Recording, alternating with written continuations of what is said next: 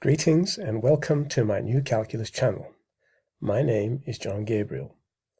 And if you recall in the last video that I chatted to you about, this particular video that you see me waving at with my mouse here, or pointing to with my mouse, I had quite a significant response from some people who thought that Descartes had come across something similar. Well, he didn't, and I'm going to explain to you in part 18 of this series that what Descartes came up with is not what I'm telling you. So let's begin. So somebody on Sci.Math, one of the many morons, commented that, in fact, an idiot called Jan Bursa, who I've addressed before in one of my videos, some unemployed programmer from Switzerland, claimed that this here does the same thing. Actually, although Crabtree's a very nice gentleman, I've actually had communication with him several times, what he says here does not actually define multiplication. And the problem with this is that one has to already know the concept or have already established the concept of number to do this. Okay. And the reason for this is very simple. When one takes the approach that I showed you, as I did in this particular video, all the points, these 4 points, the green points and the blue points, are concentric. Okay, they all lie in the circle. There is no way that you can do this with Jonathan Crabtree's or René Descartes' diagram. Okay, so René Descartes' diagram is this particular drawing here that he talked about in his one of his works. I think it was something based completely on geometry. And don't get me wrong, I like René Descartes. He was probably the last great French mathematician. But at any rate, so this here does not define multiplication properly. Sorry, Jonathan, but I have to state the truth because that is really what matters at the end of the day. And what you've written here actually doesn't define geometry unless one already has established the concept of number. Okay, so let's just close that and get rid of it.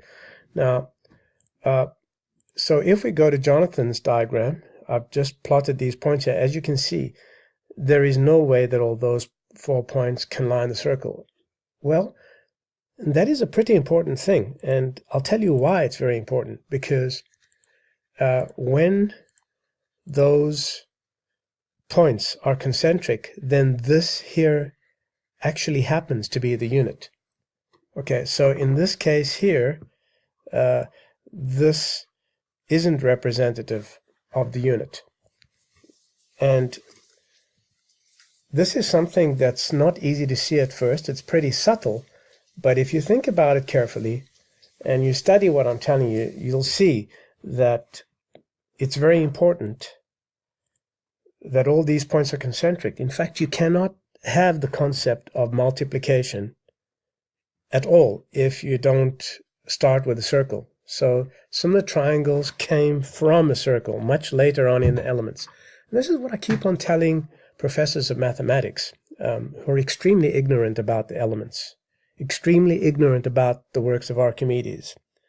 They simply don't understand these things and they do not pay attention to detail. That really annoys me.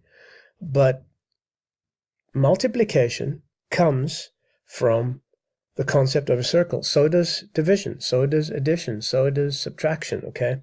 All those concepts come from geometry, Greek geometry. When I say Greek geometry, I mean the perfect concepts that the Greeks realized. And, you know, those concepts existed long before the Greeks came along. They just happened to be the first ones to realize it. And the glory of realizing it first goes to them. But if an alien civilization discovers these concepts, they will no doubt realize them in the same way. So now, at any rate, and this I've had some questions also about this, but this this particular method here will work regardless of lost my track of thought there. Regardless of what these magnitudes are, they can be fractions, they can be whole numbers, they can be magnitudes that can't be measured. Okay, so here I'm going to do something that can't be measured. So obviously now these light blue line and dark blue lines here are not they're not greater than 1. They're less than 1, and we can actually make this thing a unit by pushing the unit line up to 9. Okay, so now essentially 3 divided by 9 is a third. Okay, and so the length of these lines here is a third, and one can use fractions here, or fractions or whole numbers or anything. So now how does this work? If you say 3 times 3, that's 9, but the length of this here is 1 over 9, isn't it? And that makes sense, because 1/3 times 1/3 is 1 over 9. 1 over 9, right? Okay, so anyway, I've given you a link to this applet in part 17, and you can go around and play with it. I don't have the energy, excuse me, the energy or the enthusiasm to explain everything all over again. But it doesn't matter how you do this, all right? So at any rate, let's just move this up here again, like so. Okay, and move the middle point up to there. So now we've got a unit that's smaller than these two, which means that the lengths of these lines here now are 2 each, right? Because it's 4 divided by 2. And the length of this red line is 4, right? Because it's 8 divided by 2. Now 4 times 4 is 16, right? And 16 divided by 2 is 8. All right, so you can always pause the video and play around with this and see that what I'm telling you is the truth based on facts. And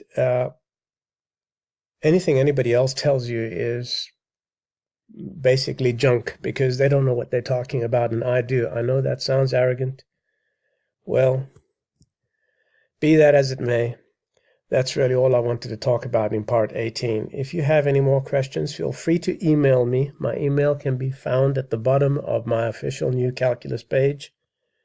And it's always interesting to hear a little bit about whoever emails me. So tell me a little bit about yourself. Subscribe to my channel. Get others to subscribe to my channel. I am the great John Gabriel, discoverer of the first and only rigorous formulation of calculus in human history. More advanced alien civilizations may have realized it already. So I hope you've enjoyed this little presentation, and I don't want to ramble on and on. Join me again in the next exciting video, where I'll reveal more knowledge that you've never read or seen anywhere else in any publication or by any or mentioned by anybody else. So this is the New Calculus channel. Till next time, good.